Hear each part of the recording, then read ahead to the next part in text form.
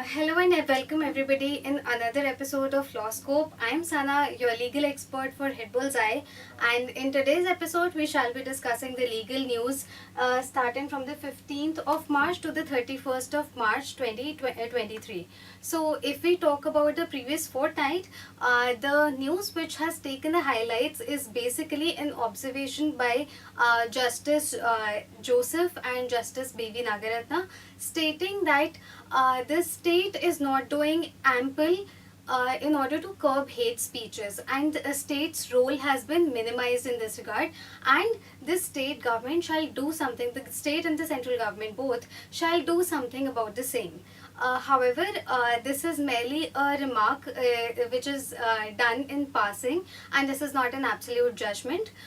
So we shall be doing some absolute judgment or some final orders of the Supreme Court in the present video. So in the present video, we shall be discussing a few cases. The first case that we shall be discussing is Jamaat Ulema-e-Hind versus the State of Uttarakhand. This is a judgment by Justice Ajay Rastogi and Justice Bela M. Trivedi. In this particular case, basically what had happened was that the Supreme Court has made an absolute the stay of interim order of stay by Uttarakhand High Court banning religious outfits or bodies or such panchayats, etc., in which group of people are there issuing some kind of fatwas or diktats. So basically, if we talk about fatwas, they are extrajudicial orders. They are passed by bodies which are called which are basically called the Darul Ifta, which is also called the Fatwa Council. So in this Darul Ifta, a person gains a lot of knowledge. He has to undergo Islamic jurisprudence studies for about 8 to 10 years, and after the culmination of 8 to 10 years, he is considered to be a scholar. After that, he can pass fatwas, and fatwas are essentially non-binding orders of the local government, or not even the local government per se, but according to the Sharia law. So in this particular case, what happened was that the High Court of Uttarakhand had said that there should be a blanket ban on all fatwas. Here, the Uttarakhand High Court basically had to say that the ban should take place because of the fact that the fatwas are against the letter and spirit of the constitution, and they're more so like extrajudicial adventurism than a judicial intervention of things. However, taking a note of the present circumstances, the Supreme Court has stated that this stay on ban should be stayed for a while. That means fatwas should be allowed for a while, and the reason that is given by the Supreme Court is that only authorized people and well qualified people are allowed to give fatwas, firstly, and secondly, in law also they are considered non-binding, so there is no need to come down so heavily on the people who are passing the fatwas. In our next judgment, Prasant Kumar Sahu versus Charulata Sahu and others. This is a judgment by Justice A.S. Bopanna and Justice J.B. Pardiwala. In this, the Supreme Court has clarified the application of law during the pendency of certain proceedings. So the Supreme Court essentially stated that if law gets amended before passing of the final decree in partition suit, parties can seek its benefit. So basically in this particular case, what had happened was, it is a case of Hindu Succession Act.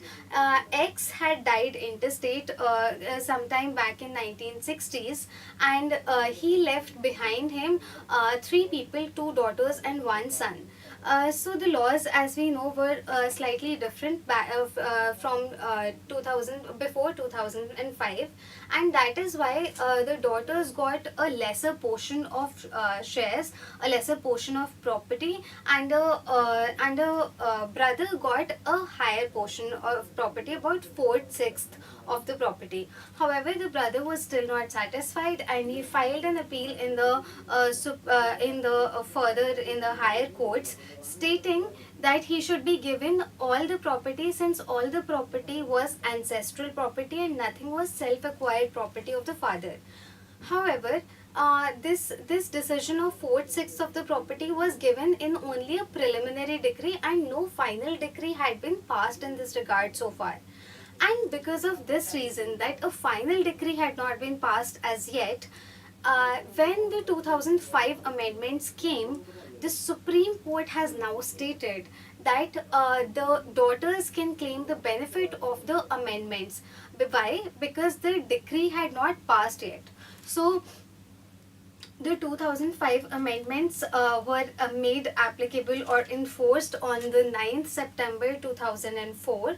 And before that, in the Vinita Sharma versus the Rakesh Sharma judgment also, the Supreme Court had categorically clarified that any daughter who would be alive, so long as she is alive on the date of enforceability of this Amendment Act, she does become a co-partner even when the father or the intestate had died previously before the application of this act, and the daughter can claim the benefit of the same. Then, settlement deed in a partition suit must include a written consent and signature of all parties. Whenever there is any kind of a compromise suit, it is given under Order 23, Rule 3 of the Code of Civil Procedure, that the partition suit that was made, it was as a result of the compromise decree, and this compromise decree should have been properly written as well as signed. Otherwise, it will not constitute as a proper settlement.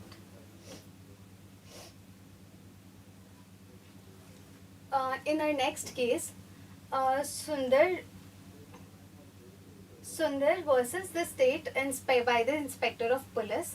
The courts, as the Supreme Court stated, the courts should not further the notion that only male child will assist the parents in old age, and the Supreme Court or the other courts should withhold these kind of remarks.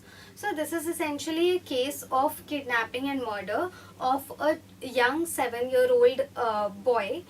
And in this case, at the time the accused was convicted, in a plea to enhance his sentence, it was argued by the counsel, it was argued by the prosecution that there were various circumstances, the manner of death was extremely gruesome, etc., etc. And also one of the circumstances, one of the reasons for not mitigating the sentence that was given was that he was a son. The parents lost a son, and the son would have become their only source of income. So they've not only lost a child, but they've also lost a source of future income as well.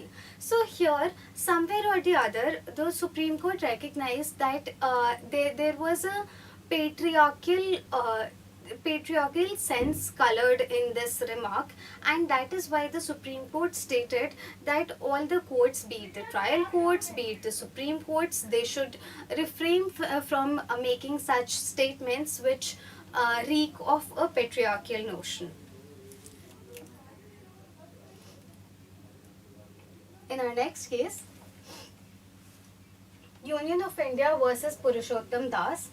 The Supreme Court has overruled its previous judgments and stated that the High Courts can entertain challenge to orders passed by the Armed Forces Tribunal. So in this case, there are certain cases. The Union of India versus Major General Shrikant Sharma has been overruled, and in this case, it has been stated. Basically, the question in this case was that whether a judgment or whether an order passed under the Armed Forces Tribunal Act of 2017 that is amenable to any kind of jurisdiction of the High Court or not. And the jurisdiction, when we're talking about the jurisdiction here, we are talking about the jurisdiction under of the writ jurisdiction under Article 226 of the Constitution. So whether the Armed Forces Tribunal is amenable to 226 jurisdiction of the High Court. Here earlier in this particular case of Union of India versus Major General Shrikant Sharma, it had been held that the High Court cannot rule in this regard. It does not have any jurisdiction in this regard. However, somewhere in the present case, the court discussed that the Shrikant Sharma judgment was in the teeth of the judgment of L. Chandrakumar. L. Chandrakumar is a landmark judgment which advocated or which laid down that the judicial review power of the High Court should be maximum. So, to deny the High Court to correct any error which the Armed Forces Tribunals Acts 2007 might have constituted would be against the constitutional scheme. In this regard, the court also stated that what should be kept in mind is that the administrative jurisprudence, at least 2 independent judicial scrutiny should not be denied. So one is the scrutiny at the tribunal level, and the second scrutiny should be at the High Court level. In the exercise of jurisdiction under the Act, the courts are required to are quite conscious of the scope and nature of the jurisdiction, which in turn would be the nature of the matter.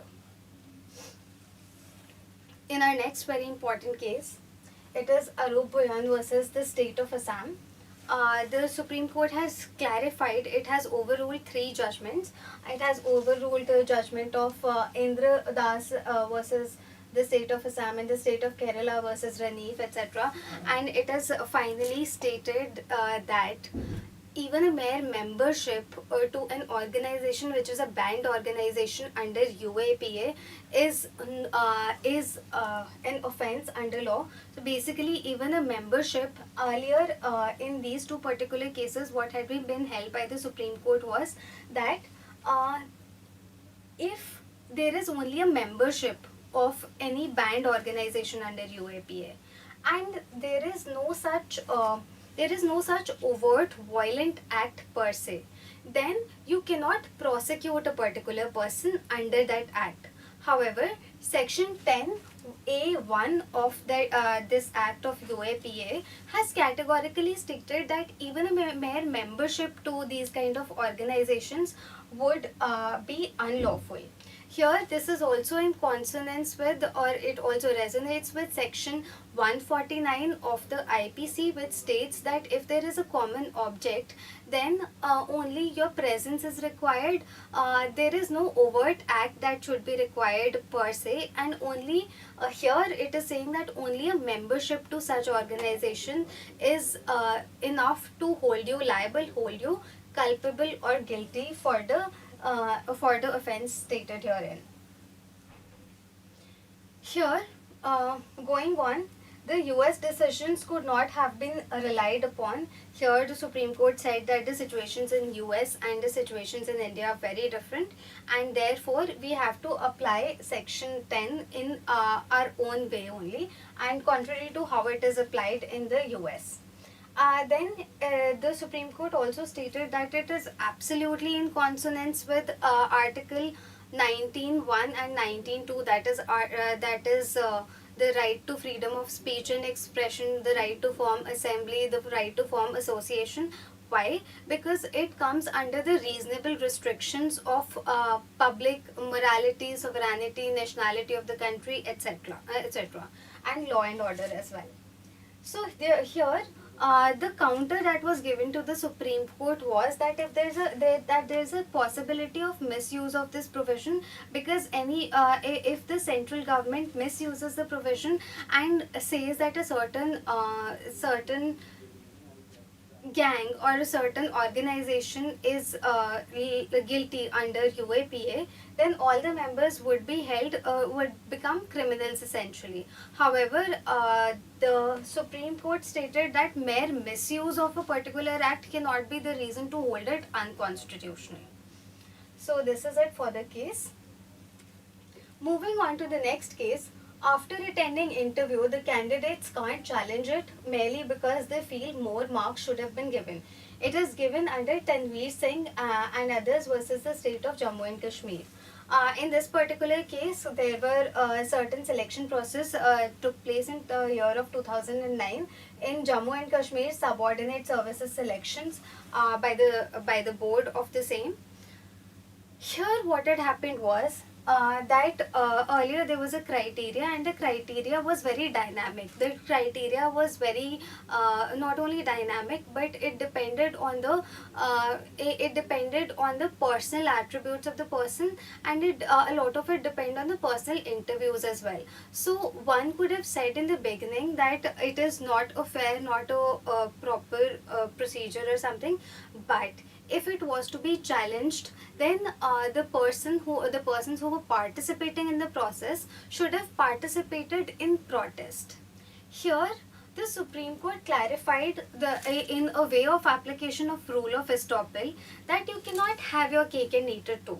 You cannot take part in the interview process, and if you are not satisfied with the result, if you feel that your evaluation of your personal evaluation of how your interview went was better than the amount of marks that you got, then you cannot quote that as a reason of partiality against you and flaw in the process. And therefore, the Supreme Court stated that by applying the rule of estoppel, that person could not, after the marks had already been allotted, after the selection process had already been done with, you cannot participate in the process of interviews and then question it. So this is all for today's video. I hope you all liked the video. If you did like the video, please do comment, subscribe and share. We'll see you with a lot more legal news in the next video. Thank you and have a good day.